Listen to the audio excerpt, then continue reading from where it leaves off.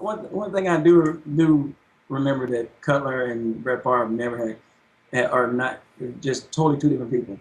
And one is Brett Favre, no matter how many interceptions he threw, he kept going. He kept throwing. He wouldn't look down. He wouldn't feel bad. He'd go look bad and he'd tell everybody he let him down in the locker room. But he would never let the other team see that he had a horrible game or wasn't feeling right. Whereas Cutler sat on the sideline pouting like a little kid.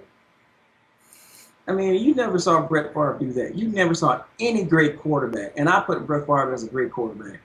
You never saw you never saw Warren Moon, Marino, any of those guys show their emotions on the field. They show it in the locker room only, or maybe at a press conference or something like that. But you never saw these guys do it on the field while the game was still going, like Cutler did at the end of the playoff games. If you're feeling that bad, or you're that hurt, take your butt inside.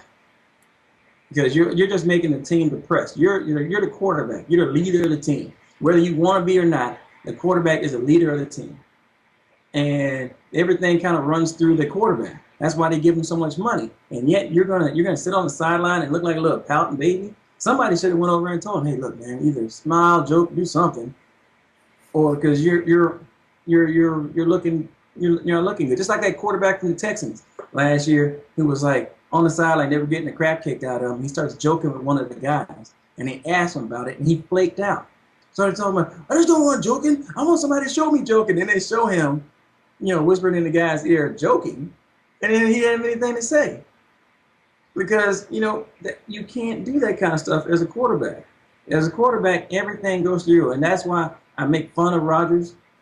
But that team is, he doesn't show any emotion either way.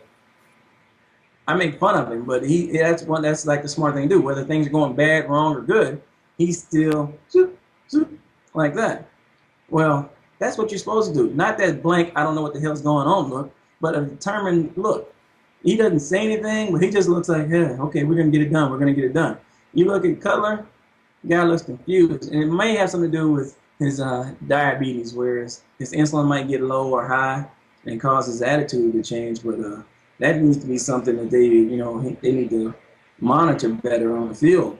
Or he needs to, like a lot of guys that when they were feeling bad, like Brett, he was ever feeling bad, he put the hood over his head and then, would go stand behind people or talk to somebody, and that would be it. This guy, you can't show that type of emotions when you're the leader of the team.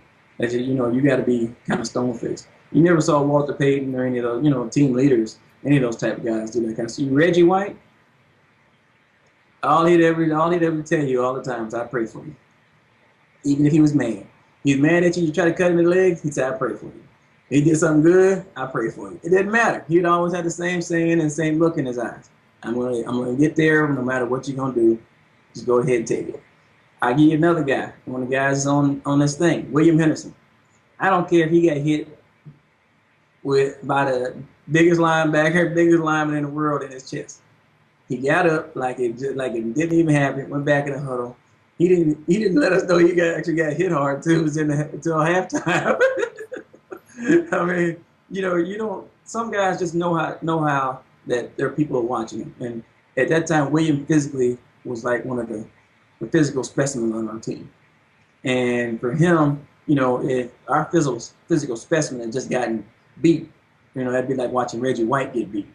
You don't, when one of your best athletes on your team gets the crap kicked out of one of their best athletes, that can sway the momentum of a team. And it didn't happen with William. I mean, he just said, whoop, he got up, and I was like, hey, see, look, we're still in here, we're still in the game, Later on, we're like, ooh, he was like, ooh, they hurt, but him and Dorsey, they know that there's gonna come a time when you're gonna have to actually not show your emotion. If another team is playing dirty and cutting and clipping and all this other kind of stuff, Reggie White made a point of not showing his attitude, not going over and pushing another guy, not pushing a guy back, because he know if he did, guess what we were gonna do? We were gonna go worse. We were gonna go worse. Me, Wayne, Simmons, Leroy, and all them dudes, we were gonna go worse. I can tell you that right now. If Leroy lost his head in the game, started punching at a dude, guess who? We would have been right on that dude even worse. So these guys knew that if they started it, all they were going to do was be a match to the fire. We was all going to be in it. And that's how it works. And Cutler, his fire is always something bad instead of something good.